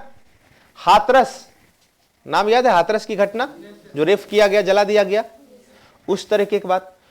कोरोना तो सब जगह वैसा हुआ। अच्छा, यूपी के जैसा मणिपुर में भी देख लीजिए, सबसे ज्यादा मणिपुर में बीजेपी की सरकार सबसे ज्यादा है ना। तो इतना ज्यादा प्रॉब्लम चूंकि यहां पे सीएम सरकार है, इतना ज्यादा प्रॉब्लम होने के बाद भी वहां के राज्यपाल ने रिकमेंड नहीं किया कि महामहिम यहां का सिचुएशन अंडर कंट्रोल है, शासन व्यवस्था संविधान के अनुसार नहीं चल रहा है, यहां पे आप क्या करें। लेकिन पश्चिम बंगाल में दो कंप्रोमाइज मैनेज करने के लिए वो पार्क में था और दो गो आपस में झगड़ा कर लिया, मेल फीमेल। राष्ट्रपति वहां से गुजर रहे थे, चिट्ठी लिख दिए कि पश्चिम बंगाल में शासन व्यवस्था सही से नहीं चल रहा है। क्यों? क्योंकि पार्क में बैठ के दो लोग लड़ रहे थे, यहां पे राष्ट्रपति शासन लागू किया जाए। सवाल उठेगा? उठेगा ना भाई, सवाल उठेगा ना। यही होता था अक्सर, इसका प्रयोग अपने अपोजिशन के पार्टी के सरकार को दूसरे राज्य से हटाना होता था, और यहीं से केंद्र और राज्य के बीच विवाद शुरू होता था। लेकिन अब ये चीजें धीरे धीरे कम हो गई, क्योंकि फाइनल क्योंकि यहां पे सामने आ गया अब जुडिशरी। आपको बताया था ना 44वां संविधान संशोधन में न्यायिक समीक्षा के अंदर किया गया 356 को। अब जुडिशरी देखेगा क्या वास्तविक कंडीशन अवेलेबल है राष्ट्रपति शासन लागू करने का, कि दो लोग सिर्फ पैचअप करने के लिए गया था पार्क में, वहां झगड़ गया, इसके आधार पर लगा दिया गया राष्ट्रपति शासन। अगर वास्तविक कंडीशन अवेलेबल नहीं है तो पुरानी सरकार को बहाल करो, राष्ट्रपति शासन को साइड करो, जैसा कि 2016 में उत्तराखंड और अरुणाचल प्रदेश में हुआ। वहां राष्ट्रपति शासन लागू कर दिया गया, लेकिन वहीं पे फिर से बहुमत सिद्ध किया गया और वास्तविक कंडीशन अवेलेबल नहीं था, राष्ट्रपति शासन को निरस्त करते हुए पुरानी सरकार को बहाल कर दिया गया। यही कारण है कि अब इधर हाल फिलहाल में राष्ट्रपति शासन लागू नाम मात्र का हो रहा है, बहुत कम। ठीक है, तो एक हो गया 356 लागू करने के संदर्भ में। एक होता है कुलपति की नियुक्ति। हमने बताया कि राज्यपाल जो होता है वो पूरे यूनिवर्सिटी का, राज्य के सभी यूनिवर्सिटी का कुलाधिपति चांसलर होता है। इस नाते कुलपति की नियुक्त करने का अधिकार उसके पास है, और नियुक्त करने में अपना दिमाग यूज ना करके सेंटर के कहने पर किसी ऐसे व्यक्ति को कुलपति नियुक्त कर दिया जो योग्यता उतना अच्छा नहीं रखता था, या कहीं ना कहीं सेंटर में जिस पार्टी की सरकार है उस पार्टी से इसका कनेक्शन है, या फिर अयोग्य व्यक्ति को नियुक्त कर दिया और वहां के मंत्री परिषद से भी यहां तक की सलाह नहीं लिया। तो ऐसे में क्या होता है, विवाद होगा। तो यह होता है विवेकाधिकार। इसके अलावा और कुछ होता है, आपातकाल स्पष्ट बहुमत 356 हो गया। हाँ, अब देखिए दिक्कत क्या होता है, हमने क्या बताया कि कोई विधेयक इसके पास विधानसभा विधान परिषद से पेश होकर के आया तो इसके पास 4 कंडीशन है। पास करेगा, सुरक्षित रखेगा अपने पास, पुनर्विचार के लिए, राज्य पर राष्ट्रपति के लिए। अब ये इसके विवेक पर निर्भर है कि कौन सा विधेयक को राष्ट्रपति के लिए सुरक्षित रखेगा। अब सब विधेयकों को राष्ट्रपति के पास भेज रहा है, इसलिए क्यों? उलझाने के लिए। कानून क्यों बनता है? शासन व्यवस्था को बेहतर चलाने के लिए। अब सबको आरक्षित रख ले रहा है, तो गुस्सा नहीं आएगा? बहुत आएगा ना। तो ये सब तमाम ऐसा पुनर्विचार के लिए, कुछ भी आया पुनर्विचार के लिए भेज रहा है, कुछ भी आया पुनर्विचार के लिए भेज रहा है। तो वो सब में तो बहुत कम, लेकिन ये सब जो कारण है वो विवेकाधिकार। इसलिए कहा जाता है कि राष्ट्रपति जो राज्यपाल होता है वो सिर्फ और सिर्फ एक स्टाम्प पेपर है। स्टाम्प पेपर कहे तो केंद्र का एजेंट के रूप में काम करता है। इसका पद ही विवाद है, क्योंकि सारा कार्य ये सही करता है, क्योंकि सारा विवेकाधिकार को छेड़ करके सारा कार्य। सो लीजिए, बहुत अच्छा से सो लीजिए। आप सो रहे हैं, उधर एक लड़का सो रहा है ना। इसी में कहेंगे कि रात भर बतियाइएगा तो रोने लगिएगा कि नहीं सर हम तो कहां बतियाते हैं, है ना। विवेकाधिकार की बात करते हैं। सारा कार्य चूंकि मंत्री परिषद के सलाह से होता है तो वो सब में कोई दिक्कत नहीं, वहां विवाद नहीं होता है। विवाद तब होता है जब अपना विवेकाधिकार का प्रयोग, अच्छा उस राज्य का हित वहां के मंत्री परिषद ज्यादा बेहतर सोचेंगे, ऐसा मान सकते हैं, क्योंकि मंत्री परिषद या मुख्यमंत्री उस राज्य के जनता ने चुना। तो वो तो चाहेंगे जो राज्य के लिए बेहतर हो वो निर्णय ले, और इसके अनुसार वो निर्णय में कहीं ना कहीं प्रॉब्लम होता है। ये अपना विवेकाधिकार का प्रयोग राज्यपाल जब खुद से ना करके सेंटर के कहने पे दबाव में या एजेंट के रूप में करता है, तब राज्यपाल का पद और केंद्र और राज्य के बीच विवाद का कारण शुरू हो जाता है। तो यही है विवेकाधिकार। ठीक है। इसके अलावा राज्यपाल का संवैधानिक स्थिति, तो उसमें आपको अनुच्छेद की चर्चा कर ही दी है। 154 क्या है, 163 क्या है, 164, यही सब। जैसे 163 में था ना, क्या 163 में था, अच्छा 163 कर रहे हैं, हाँ 154 था। उसी तरह 163 में विवेकाधिकार को छोड़कर, जैसे वहां पे 74 था ना कि मंत्री परिषद एक होगा क्या करने के लिए, राष्ट्रपति को सलाह मतलब काम करने के लिए, यहां पे 163 हो जाएगा। राज्य में राज्यपाल के सारे कार्य के लिए हेल्प करने के लिए कौन होगा, मंत्री परिषद होगा, जिसका हेड कौन होगा, मुख्यमंत्री होगा। उसी तरह 64 है, सामूहिक रूप से जिम्मेवार होगा, वो सब आगे चर्चा करेंगे। तो यही मोटा मोटी हमने राज्यपाल की चर्चा किया। वैसे थोड़ा सा और विस्तार कर सकते थे, लेकिन आगे करेंगे पीटी के लिए सारा चीज। तो ये हमारा आज कंप्लीट होता है क्या, राज्यपाल हमारा कंप्लीट होता है। कल संडे है ना, कल कितना घंटा, कल क्लास है अमन जी? अच्छा ठीक है, शाम में जाएगा। कोशिश कीजिएगा कल भी क्लास हो, क्योंकि कल क्लास होगा तो कल हम रहते हैं पूरा एकदम मूड से क्लास लेते हैं, है ना।